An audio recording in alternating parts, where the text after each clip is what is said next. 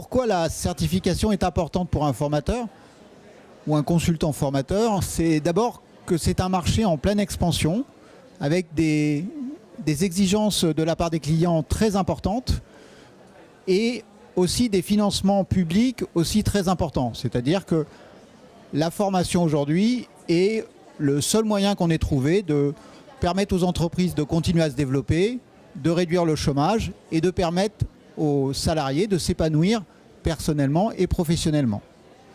De ce fait, face à cette demande, la certification permet aux consultants formateurs de se distinguer et de valoriser leur professionnalisme et leur capacité à faire de la qualité. Alors, comment on obtient notre certification? Tout d'abord, il faut être un professionnel de la formation, avoir une activité depuis plus de 6 mois, donc sous forme salariée ou en indépendant. Et à partir de là, on va s'enregistrer sur notre site en ligne et on va recevoir un dossier qu'il va falloir remplir toujours en ligne. Ce dossier est audité par un de nos auditeurs. On en vérifie la conformité et à partir de là, il y a émission du certificat ou demande d'informations complémentaires, voire déclenchement d'un audit sur site si c'est nécessaire. Et à partir de là, une fois que tout est en ordre, nous émettons le certificat et à ce moment-là, il y a un renouvellement tous les ans, un contrôle annuel pour le renouvellement de ce certificat. Alors en fait, le temps que prend la démarche va dépendre du degré de préparation du consultant formateur. S'il est complètement prêt, il maîtrise complètement la réglementation en formation professionnelle, la qualité n'a pas de secret pour lui, il va être prêt très rapidement, ça va prendre 15 jours.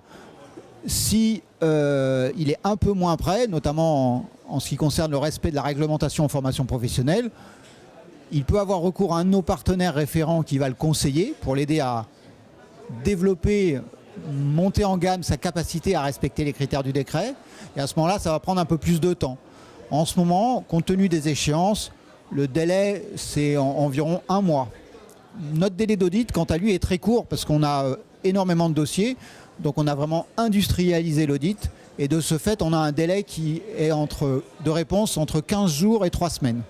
Alors le décret qualité est entré en vigueur au 1er janvier. C'est le décret qui fixe les règles de référencement des organismes de formation, c'est-à-dire leur capacité à figurer sur les catalogues de référence des financeurs publics ou paritaires, les OPCA, les régions, le Pôle emploi.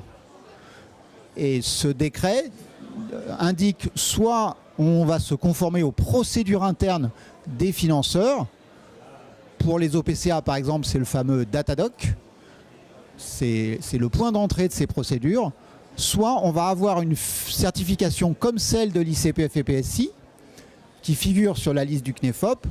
Et cette certification, la détention de cette certification, permet d'être référencée par tous les financeurs, donc OPCA, Pôle emploi, région et collectivités. Les exigences, c'est de démontrer qu'on a la capacité à respecter 6 critères qualité, qui sont l'identification des objectifs, les moyens mis en œuvre, le suivi de l'action de formation, la publicité sur l'action et les formateurs.